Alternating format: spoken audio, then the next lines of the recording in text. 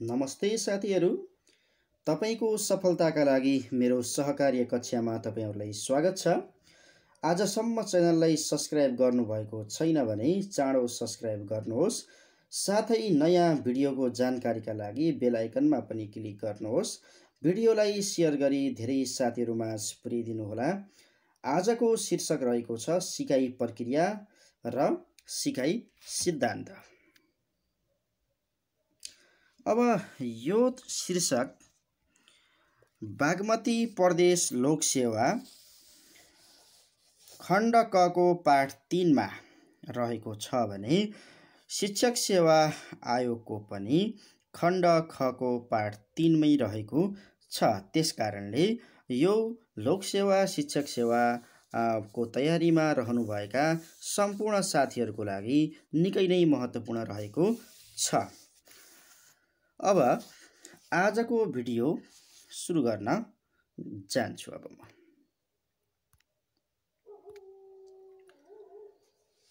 पहिलो चाहिँ हामी सिकाइका परिभाषाबाट सुरु गर्छौं। विभिन्न परिभाषाहरू रहेका छन्। यी मध्ये कुनै एउटा परिभाषा पक्कै तपाईलाई सोध्ने छ। तपाईले चाहिँ यी परिभाषाहरू याद गर्नु नै पर्ने छ। पढ्ने कसरी, याद गर्ने कसरी, त्यो तपाईले मैले यहाँ सजिलो तरिकाले लिएर आएको छु। हेर्नुस्, तुलना गरेर कसरी पढ्नु पर्छ भन्ने कुरा जान्नु पर्ने हुन्छ। अब सुरु गरौँ। पहिलो परिभाषा रहेको छ अनुभव र तालिमबाट व्यवहारमा आउने परिवर्तन नै सिकाइ हो। यो गेटेले भनेको गेटेको परिभाषा हो र यसमा हेर्नुस् एउटा अनुभव भन्ने शब्द छ, अर्को तालिम भन्ने। यो अनुभव र तालिमबाट व्यवहारमा आउने परिवर्तन नै सिकाइ हो। ठीक छ। अब हेर्नुस् ग्यारेटको परिभाषा। गेटे ग्यारेट। ग्यारेटको परिभाषामा फरक के छ? अनुभव नै हो र तालिम नै हो। फरक एउटै कुरा छ। यो व्यवहारमा अब यो परिणाम स्वरूप परिवर्तनतर्फ अग्रसर हुनु भन्ने शब्द याद राख्नु होला। अग्रसर हुनु सिकाइ हो। अब अनुभव र तालिमबाट व्यवहारमा आउने परिवर्तन नै सिकाइ हो, गेटे। अनुभव र तालिमको परिणाम स्वरूप परिवर्तनतर्फ अग्रसर हुनु सिकाइ हो, ग्यारेट। अग्रसर भन्ने ग्यारेटसँग जोड्नु होला। अग्रसर को हुन्छ? ग्यारेट हुन्छ भन्ने याद राख्नु होला। अनुभवको परिणामबाट व्यवहारमा आउने परिवर्तनले सिकाइ हुन्छ, क्रोन ब्याक। अब पहिलो परिभाषा गेटेको र तेस्रो परिभाषा क्रोन ब्याकको तुलना गर्नुस्। अनुभव, तालिम छैन यहाँ। त तालिम छ भने गेटे, तालिम छैन भने अनुभव मात्रै छ भने अनुभवको परिणामबाट व्यवहारमा आउने परिवर्तनले सिकाइ हुन्छ। बाँकी उस्ता उस्तै छ गेटे र तपाईको क्रोन ब्याकको। फरक के हो? क्रोन ब्याकमा तालिम छैन भन्ने बुझ्नु होला, हैन? अर्को परिभाषामा जाउँ। अनुभवको परिणाम स्वरूप जीवको व्यवहारमा आउने परिवर्तन सिकाइ हो। मोर्गन र गिलील्यान्ड, यो दुईटा विद्वानले दिएको परिभाषा हो, हैन? मोर्गन र गिलील्यान्ड। मोर्गन कहाँ बस्छ त? गिलील्यान्डमा बस्छ भन्ने बुझ्नु होला। मोर्गन कहाँ बस्छ? गिलील्यान्डमा बस्छ। र यो दुई जनाले चाहिँ के को अध्ययन गरे भन्ने बुझ्नु होला? जीवको व्यवहारको अध्ययन गरे। जीवको व्यवहार, यो पदावली याद राख्नुस्। जुन परिभाषामा जीवको व्यवहार भन्ने, जीवको व्यवहारमा आउने परिवर्तन भन्ने पदावली आउँछ, यसमा चाहिँ मोर्गन गिलील्यान्ड भन्ने बुझ्नु होला। अर्को परिभाषामा जाउँ। अनुभवको कारणबाट हाम्रो मौलिक व्यवहारमा हुने परिवर्तन सिकाइ हो, क्याल्भिनको परिभाषा। त यसमा बुझ्नुपर्ने कुरा के मात्रै हो भने मौलिक व्यवहार आयो भने सिकाइको परिभाषामा मौलिक व्यवहार आयो भने क्याल्भिन हो भन्ने बुझ्नु होला। यस्ता तपाईको विशिष्ट शब्दहरू तपाईको चाहिँ छुट्याउनु पर्ने, तिनीहरूलाई नामसँग जोड्नु पर्ने, यसरी याद गर्नुपर्ने हुन्छ। यो याद गर्ने ट्रिक हो, परिभाषा याद गर्ने। नत्र भने धेरै परिभाषा याद गर्नुपर्ने हुन्छ, याद हुँदैनन्। त्यसकारणले चाहिँ मौलिक व्यवहार क्याल्भिन, जीवको व्यवहार मोर्गन गिलील्यान्ड, अनि त्यसै गरी तपाईको चाहिँ अनुभव मात्रै यो तालिम आएन भने तपाईँको क्रोन ब्याक भइहाल्यो। अनि तपाईँको चाहिँ अग्रसर भन्ने बित्तिकै तपाईँको ग्यारेट भइहाल्यो। अनुभव र तालिम व्यवहारमा आउने परिवर्तनले सिकाइ एउटा परिभाषा चाहिँ पुरै याद हुनु पर्यो, जुन पहिलो परिभाषा याद गर्नु होला गेटेको, त्यसपछि चाहिँ अरू चाहिँ तुलना गरेर जोड्ने हो। अब फेरि अगाडि बढौँ। आदत, ज्ञान र अभिवृत्तिहरूको प्राप्ति नै सिकाइ हो। क्रो एन्ड क्रो यो सजिलो परिभाषा छ। आदत, ज्ञान, अभिवृत्तिहरूको यो तीनटा कुरा, आदत, ज्ञान, अभिवृत्तिहरूको प्राप्ति नै सिकाइ हो। क्रो एन्ड क्रो। अब स्किनरको परिभाषामा जाउँ। प्रगतिशील व्यवहारको सामञ्जस्य गर्ने प्रक्रिया नै सिकाइ हो स्किनर। प्रगतिशील भन्ने बित्तिकै स्किनर, प्रगतिशील स्किनर, प्रगतिशील स्किनर भन्ने याद राख्नु होला। यहाँ पनि सिल छ अनि अगाडि पनि यहाँ पनि स्किन छ हैन, स्किन छ।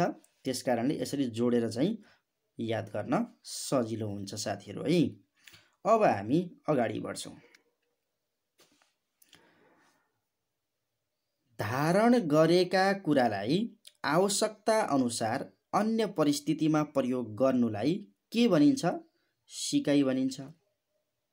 धारण गरेका कुरालाई आवश्यकता अनुसार अन्य परिस्थितिमा प्रयोग गर्नुलाई के भनिँदो रहेछ त? सिकाइ भनिँदो रहेछ। यो कसैको परिभाषा होइन। चाहिँ यो सिकाइ के हो भनेर चाहिँ यो विभिन्न चाहिँ विकल्पहरू दिन सक्छ, त्यति बेला चाहिँ यो काम लाग्छ है। त्यसकारणले त्यो बुझ्नु होला। अनि सिकाइलाई उमेरको प्रभाव पार्दैन। सिकाइलाई उमेरले प्रभाव पार्दैन, यो स्पष्ट बुझ्नु होला। सिकाइलाई केले प्रभाव पार्दैन भनेर प्रश्न बनाउन सक्छ। मैले फरक तरिकाले प्रश्न बनाएको छु। सिकाइलाई उमेरले प्रभाव पार्दैन भने सिकाइ कहिलेदेखि कहिलेसम्म हुन्छ त भन्ने प्रश्न आउन सक्छ हैन। र जन्मदेखि मृत्युसम्म सिकाइ हुन्छ। बाल विकासमा हामीले के पढेका थियौँ योभन्दा अघिल्लो भिडियोमा? विकास कहिलेदेखि कहिलेसम्म हुन्छ? गर्भधारणदेखि मृत्युसम्म हुन्छ भने सिकाइ चाहिँ जन्मदेखि मृत्युसम्म हुन्छ। यो गजबको कुरा रहेको छ, मजाले चाहिँ दिमागमा बस्ने कुरा रहेको छ। कहिले पनि नबिर्सने गरी यसलाई चाहिँ मस्तिष्कमा राख्नु होला। अगाडि हेरौँ हामी। एक अवस्थामा सिकेको सिकाइलाई अर्को परिस्थितिमा प्रयोग गर्न सक्नुलाई स्थानान्तरण भनिन्छ। के को स्थानान्तरण? सिकाइ। सिकाइ स्थानान्तरण भनिन्छ। यो कसको परिभाषा हो? सोरेनसनको परिभाषा। एक अवस्थामा सिकेको सिकाइलाई अर्को परिस्थितिमा प्रयोग गर्न सक्नुलाई सिकाइको स्थानान्तरण भनिन्छ। सोरेनसन। सिकाइ स्थानान्तरण कति प्रकारका हुन्छन् त? 3 प्रकारका हुन्छन्। के हुन् त भन्दाखेरि एउटा सकारात्मक स्थानान्तरण, अर्को नकारात्मक स्थानान्तरण र अर्को शून्य स्थानान्तरण गरी 3 प्रकारको हुन्छ है। अब एउटा परिस्थितिमा सिकेको सिकाइले अर्को परिस्थितिमा सहयोग गर्छ भने त्यो सकारात्मक हो। सहयोग गर्नुको साटो बाधा अडचन अथवा समस्या निम्त्याउँछ भने त्यो चाहिँ नकारात्मक स्थानान्तरण हो। र पहिला सिकेको सिकाइले नयाँ परिस्थितिमा न तपाईँको बाधा पुर्याउँछ न तपाईँको सहयोग गर्छ भने त्यस्तो चाहिँ स्थानान्तरण के हो त? शून्य स्थानान्तरण।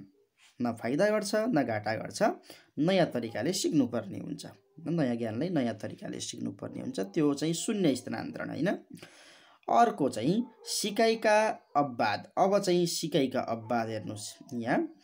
सहज क्रिया वा अपेक्षित क्रिया, स्वाभाविक जातिगत प्रतिक्रिया, परिपक्वता, जीवको क्षणिक अवस्था। यो 4वटा कुरा सिकाइका अपवाद। पहिलो सहज क्रिया वा अपेक्षित क्रिया, दोस्रो स्वाभाविक जातिगत प्रतिक्रिया, तेस्रो परिपक्वता, चौथो जीवको क्षणिक अवस्था। अब सिकाइका अपवाद भनेको जुन सिकाइ अहिलेसम्म हामीले यसरी हुन्छ भनेर पढ्यौँ नि हैन। सिकाइबाट मात्रै मानिसले कुनै पनि कार्य गर्न सक्छ भन्ने कुरा पढ्यौँ। तर केही मानिसका जीवनमा यस्ता कार्य हुन्छन् जुन कार्य गर्न सिकाइ गर्नु पर्दैन, सिकाइ हुनुपर्छ भन्ने छैन हैन। त्यसमा अब सहज क्रिया वा अपेक्षित क्रियाको बारेमा हेरौँ, तपाईहरुलाई बुझाउने प्रयास गर्छु म। त जसरी तपाईको आँखा झिम्काउने काम छ, रक्त सञ्चार हुने काम छ, गर्ने काम छ, र्याल चुहाउने काम छ, श्वास लिने काम छ, बच्चा रुने काम छ, बान्ता आउने काम छ, के यी कुराहरुको लागि सिकाइ गर्नुपर्छ र भने पर्दैन नि, हैन।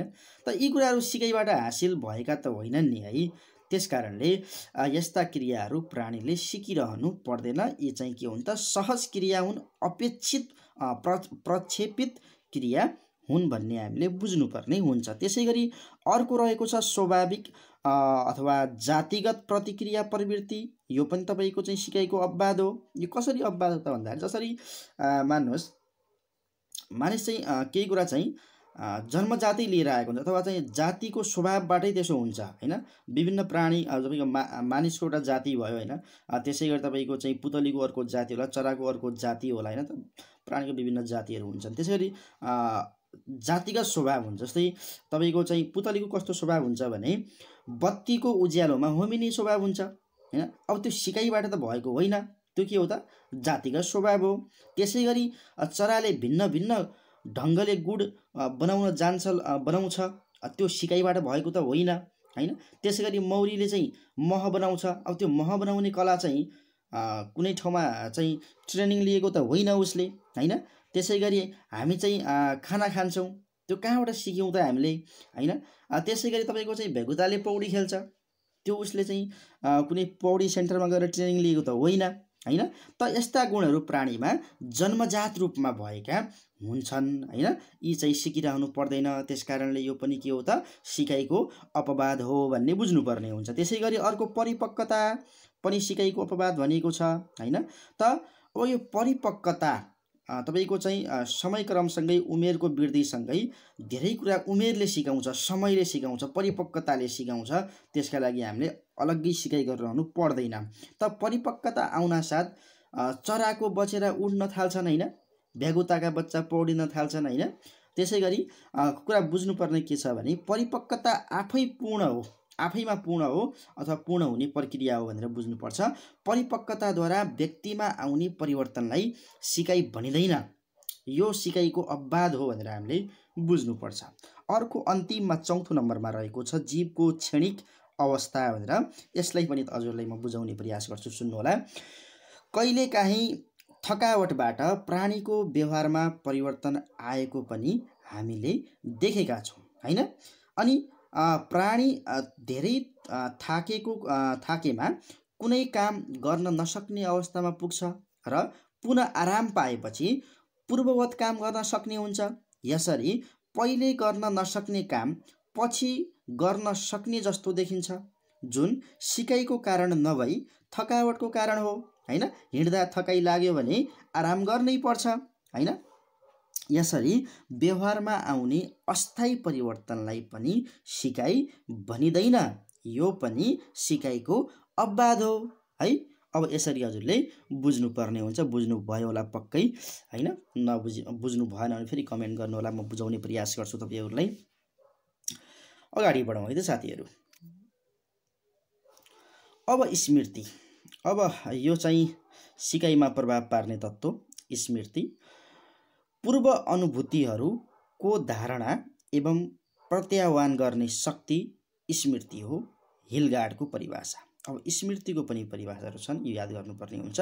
हिलगार्डका अनुसार स्मृति भनेको के हो त भन्दाखेरि पूर्व अनुभूति भनेको अनुभवहरू, पहिले हामीले चाहिँ ग्रहण गरेका अनुभवहरू जुन छन्, ज्ञानहरू जुन छन् को धारणा एवं प्रत्याह्वान। त्यो धारणा भनेको चाहिँ सोच्नु, प्रत्याह्वान भनेको तपाईको चाहिँ त्यसलाई रिकल गर्नु, ल्याउनु, त्यसलाई प्रयोगमा ल्याउनु अथवा तपाईको चाहिँ सम्झिन सक्नु।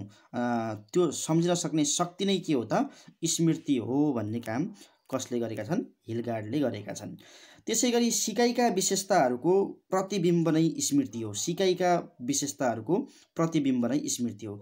जुन हामीले सिकेका सिकाइहरू छन् त्यसको ऐना, प्रतिबिम्ब भनेको ऐना नै के हो त स्मृति हो, हैन। यो चाहिँ कसले भनेका हुन्? ड्रिभरले। भरले ड्रिभरले के भने त अब यो ड्राइभरले भन्ने बुझ्नु होला। ड्राइभरले के भने त सिकाइका विशेषताहरूको प्रतिबिम्ब नै स्मृति हो। हामीले यो अलिकति नेगेटिभ मिनिङ तपाईँको चाहिँ याद गर्यो भने त्यो पछिसम्म याद रहन्छ, किनभने हाम्रो मस्तिष्क कस्तो छ भने पोजिटिभ कुराहरूलाई भन्दा पनि नेगेटिभ कुरालाई लामो समयसम्म याद राख्न सक्छ, त्यस किसिमको मानवीय स्वभाव हुन्छ। अर्को परिभाषामा जान्छौँ। वर्डवर्थका अनुसार स्मृतिका तत्त्वहरू कसका अनुसार? वर्डवर्थका अनुसार स्मृतिका तत्त्वहरू 4 वटा रहेका छन्। एउटा सिकाइ लर्निङ, 2 मा स्मरण रिटेन्सन, 3 मा प्रत्याह्वान रिकल र 4 मा पहिचान रिकग्नाइजेसन है। त यो 4 वटा चाहिँ वर्डवर्थका अनुसार स्मृतिका तत्त्वहरू हुन्, यिनीहरूलाई याद गर्नुहोला। यहाँ परीक्षामा तपाईलाई वर्डवर्थका अनुसार स्मृतिका तत्त्वहरू तलका मध्ये कुन हो अथवा कुन होइन भनेर सोध्न सक्छ, त्यसकारणले याद गर्नुहोला। सूचना प्रशोधन सिद्धान्तका आधारमा स्मृति कति प्रकारका हुन्छन्? निकै नै महत्त्वपूर्ण प्रश्न रहेको छ साथीहरू, याद गर्नुहोला। Sensory memory, short term memory, long term memory गरेर 3 प्रकारका स्मृति रहेका छन्। कसका अनुसार? सूचना प्रशोधन सिद्धान्तका आधारमा 3 वटा स्मृति रहेका छन्। के? Sensory memory, short term memory, long term memory है। अर्को प्रश्नमा जाउँ। स्मरणका प्रकार। अब स्मरण कति प्रकारका छन्? स्मरण भनेको पनि त्यही स्मृति हो है, स्मृति र स्मरण एउटै हो भन्ने बुझ्नु होला। त अब स्मृतिका प्रकार: घोकन्ते स्मृति, वैयक्तिक स्मृति, सक्रिय स्मृति, तत्काल स्मृति, आदत स्मृति। हेर्नुस् त, घोकन्ते, वैयक्तिक, सक्रिय हैन। अब घोक्नको लागि त सक्रिय त हुनै पर्यो, सक्रिय भनेर घोकिँदैन हैन। अनि घोक्ने काममा चाहिँ समूहगत रूपमा घोकेर हुँदैन, व्यक्तिगत रूपमा घोकेर मात्रै काम छ हैन। समूहमा सबैले बसेर कराएर त तपाईको चाहिँ याद हुने होइन। त्यसकारणले घोक्ने काम सक्रिय भएपछि मात्रै हुन्छ र वैयक्तिक भएपछि मात्रै हुन्छ भन्ने हामीलाई थाहा छ। त्यसपछि भोलि घोकौँला पछि घोकौँला भनेर तत्काल घोक्नु पर्यो हैन। र घोक्ने कामलाई आदत बनायो भने हामी लोकसेवा पास हाम्रो निस्किन्छ हैन। त्यसकारणले यो घोक्ने काम वैयक्तिक रूपमा गरौँ, सक्रिय रूपमा गरौँ, तत्काल गरौँ र यसलाई आदतको निर्माण गरौँ, यो नै स्मरणका प्रकार हुन् र हाम्रो सफलताका मूल मन्त्र पनि हुन् भन्ने बुझौँ। अनि स्मृतिका प्रक्रिया वा चरण। अब स्मृतिका प्रक्रिया वा चरणमा जाउँ।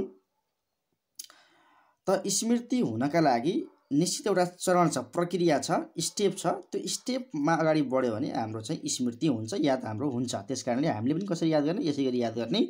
प्राप्ति रिसिभिङ, पहिला चाहिँ रिसिभिङ गर्नु पर्यो, त्यसपछि सङ्केतीकरण कोडिङ गर्नु पर्यो, त्यसपछि भण्डार गर्नु पर्यो, स्टोरिङ गर्नु पर्यो, त्यसपछि पुनः प्राप्ति रिट्रिभल गर्नुपर्ने हुन्छ। प्राप्ति, साङ्केतीकरण, भण्डार।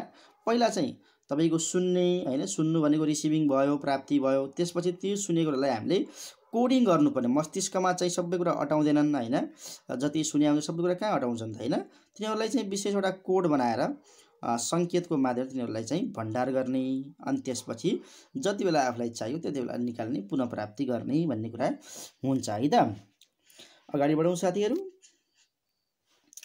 विस्मरण आएको छ, फर्गेटिङ आएको छ।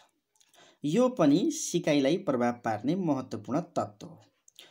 अब यसबाट धेरै प्रश्नहरू छैनन् साथीहरू, यहाँ तपाईँलाई समस्या केही पनि छैन। यहाँ 2-3 वटा प्रश्नहरू छन्, यो याद गर्नुहोस्, अर्को टपिकमा जाँदा हुन्छ। सिकेका कुरा स्मृति चिन्हका रूपमा मन मस्तिष्कमा सञ्चित हुनुलाई के भनिन्छ? धारणा भनिन्छ।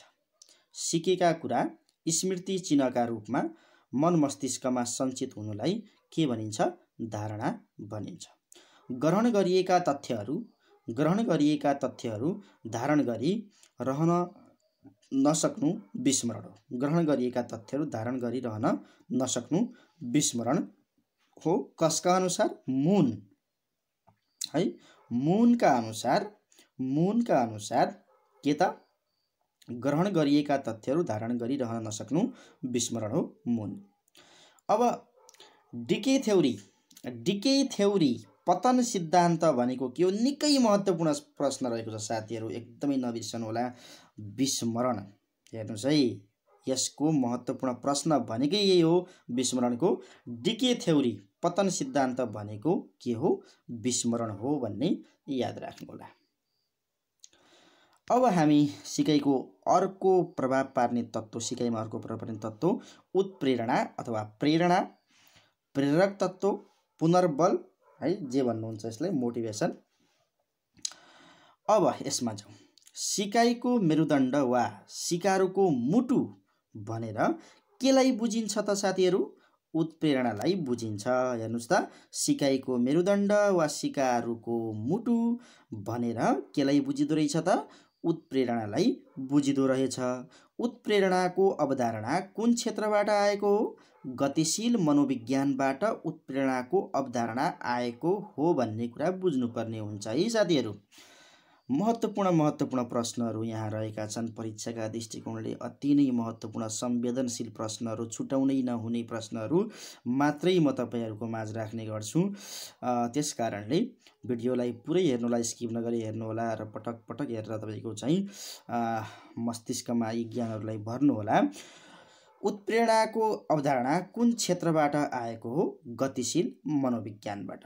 बालबालिकाभित्र सुसुप्त अवस्थामा रहेको शक्तिलाई क्रियाशील बनाउने कार्य कसले गर्छ? उत्प्रेरणाले गर्छ।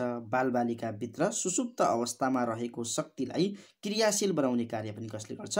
उत्प्रेरणाले गर्ने गर्छ। कार्यलाई प्रोत्साहित गर्ने, जारी राख्ने, नियन्त्रण गर्ने एक प्रक्रियालाई उत्प्रेरणा भनिन्छ। यो परिभाषा कसको हो त? गुडको हो। गुड, GOOD, गुडका अनुसार कार्यलाई प्रोत्साहन गर्ने, जारी राख्ने, नियन्त्रण गर्ने एक प्रक्रियालाई उत्प्रेरणा भनिन्छ। गुड। उत्प्रेरणा लक्ष्यमा पुग्न प्रयत्नशील गराउने प्रवृत्ति हो। उत्प्रेरणा के हो त? लक्ष्यमा पुग्न प्रयत्नशील गराउने प्रवृत्ति हो। कसका अनुसार? टलम्यानका अनुसार। टलम्यानले के भने त? टलम्यानले लक्ष्यमा पुग्न प्रयत्नशील गराउने प्रवृत्ति उत्प्रेरणा हो भने है त। त्यसपछि मिल्टनले के भने? अब मिल्टनले के भने त्यो पनि बुझौँ है। उत्प्रेरणा सिकाइका लागि एक आवश्यक शर्त हो। उत्प्रेरणा सिकाइका लागि एक आवश्यक शर्त हो। कसको परिभाषा हो त? मिल्टनको परिभाषा हो। कुनै कार्य गर्नका लागि प्रेरित गर्ने शारीरिक तथा मानसिक प्रक्रिया उत्प्रेरणा हो। गौडेल, अब गौडेलले के भन्छन् त भने कुनै कार्य गर्नका लागि प्रेरित गर्ने शारीरिक तथा मानसिक प्रक्रिया उत्प्रेरणा हो। शारीरिक र मानसिक प्रक्रिया उत्प्रेरणा हो। कसको भनाइ हो? गौडेलका अनुसार। आवश्यक शर्त मिल्टन है। अनि त्यसै गरी लक्ष्यमा पुग्न प्रयत्नशील को छ त? टलम्यान। लक्ष्यमा पुग्न प्रयत्नशील को छ? टलम्यान। आवश्यक शर्त मिल्टन। अनि शारीरिक तथा मानसिक प्रक्रिया गौडेल। यसरी याद गर्नु होला हैन साथीहरू। अब गुडले चाहिँ यहाँ तपाईको चाहिँ तीनटा कुरा, कार्यलाई प्रोत्साहित गर्ने, जारी राख्ने, नियन्त्रण गर्ने, यो तीनटा कुरा आयो भने गुड भनेर भेरी गुड अथवा गुड भनिदिनु होला, सकियो हैन। त्यसपछि अगाडि बढौँ। विद्यालयमा गरिने सिकाइका अपेक्षित व्यवहारका लागि प्रोत्साहन गर्ने कार्य, जारी राख्ने र निर्देशन गर्ने प्रक्रिया उत्प्रेरणा हो। स्किनर, यो तपाईको चाहिँ गुडको परिभाषासँग मिल्दोजुल्दो छ। त्यसकारणले गुडको परिभाषा र स्किनरको परिभाषा सँगै राखेर अध्ययन गर्नु होला र भिन्नता छुट्याउनु होला। अगाडि बढौँ है त साथीहरू। उत्प्रेरणाका प्रकार। उत्प्रेरणाका प्रकार जन्मजात र आर्जित। जन्मजात र आर्जित मास्लोका अनुसार चाहिँ उत्प्रेरणालाई दुई भागमा बाँडेका छन्। उत्प्रेरणालाई दुई भागमा बाँडेका छन्। कसले त? मस्लोले उत्प्रेरणालाई दुई भागमा बाँडेर अध्ययन गरेका छन्। त्यसै गरी थोम्सनका अनुसार उत्प्रेरणाका प्रकार कति छन् त? दुईटा छन् यहाँ पनि, स्वाभाविक र कृत्रिम। मस्लोका अनुसार जन्मजात र आर्जित, थोम्सनका अनुसार स्वाभाविक र कृत्रिम। त्यसै गरी गई रटेका अनुसार तीनटा प्रकार, जैविक, मनोवैज्ञानिक, सामाजिक। जैविक, मनोवैज्ञानिक, सामाजिक, गैरटे। त्यसै गरी हिलगार्डका अनुसार पनि तीनटा नै राखिएका छन्, सामाजिक, अस्तित्व र अहम एकात्मक। अहम एकात्मक, अहम एकात्मक, सामाजिक, अस्तित्व, तीनटा प्रकार चाहिँ यहाँ हिलगार्डले राखेका छन्। यो पनि याद गर्नुहोला। त्यसै गरी उत्प्रेरणाका सिद्धान्तहरू यो महत्त्वपूर्ण रहेको छ साथीहरू। यी तपाईँको सिद्धान्तहरूमध्ये कसको सोच थाहा हुँदैन, त्यस कारणले सबैको चाहिँ सिद्धान्त याद राख्नुपर्ने हुन्छ। यति चाहिँ याद राख्नुहोला, मस्लोको सिद्धान्त, आवश्यकताको सिद्धान्त। आवश्यकताको सिद्धान्त कसको हो भनेर सोध्न सक्छ, अथवा मस्लोको सिद्धान्त कुन हो भनेर सोध्न सक्छ। त्यस कारणले आवश्यकताको सिद्धान्त मस्लो, दुई तत्त्वको सिद्धान्त हर्जबर्ग, दुई तत्त्वको सिद्धान्त हर्जबर्ग, एक्स र वाईको सिद्धान्त म्याकग्रेगर, म्याकग्रेगर, एक्स र वाईको सिद्धान्त म्याकग्रेगर हैन। अनि जेडको सिद्धान्त औची, जेडको सिद्धान्त औची, इआरजीको सिद्धान्त अल्डेफर, अल्डेफर, लक्ष्य निर्धारणको सिद्धान्त लक, लक्ष्य लक, लक्ष्य लक, लक्ष्य लक, अपेक्षाको सिद्धान्त भ्रूम, अपेक्षाको सिद्धान्त भ्रूम, समताको सिद्धान्त आदम्य, समताको सिद्धान्त आदम्य, सिटिङ थ्योरी, सिटिङ थ्योरी गोड, सिटिङ थ्योरी गोड। त यी चाहिँ सिद्धान्तहरू याद गर्नुपर्ने हुन्छ साथीहरू है। त यो तपाईँको चाहिँ अब हामीले के बुझ्नुपर्ने हुन्छ भने यसरी हामीले अध्ययन गर्दै जानुपर्छ। तर यो पूर्ण पाठ होइन, तपाईँको चाहिँ सिकाइ प्रक्रिया र सिकाइका सिद्धान्तमा यो पहिलो खण्ड मैले तपाईँहरूको लागि पस्केँ र अर्को खण्ड यसको चाहिँ भाग 2 सिकाइका सिद्धान्त बाँकी छन्, त्यो म अर्को भिडियोमा तपाईँहरू लिएर आउने छु। र तपाईँका चाहिँ 4वटा सिद्धान्तहरू, व्यवहारवादी 4वटा सिद्धान्तहरू जुन तपाईँको चाहिँ प्याभलभ, स्किनर, थर्नडाइक लगायतका चाहिँ 4वटा सिद्धान्त जुन त्यहाँ तोकिएका छन् हाम्रो चाहिँ सिलेबसमा, ती सिद्धान्तहरूबाट सोध्न सक्ने सम्भावित प्रश्नहरू म तपाईँले अर्को भिडियोमा लिएर आउनेछु। कसरी पढ्ने, के कति पढ्ने, त्यो सम्पूर्ण कुराहरू तपाईँलाई म बताउने छु। तपाईँ ढुक्क भएर तयारी गर्नुहोस् र च्यानललाई चाहिँ सब्सक्राइब गरिदिनु होला र भिडियोलाई सेयर गरिदिनु होला। यति जिम्मा तपाईँलाई मैले छोड्दै आजको लागि म बिदा भएँ साथीहरू है।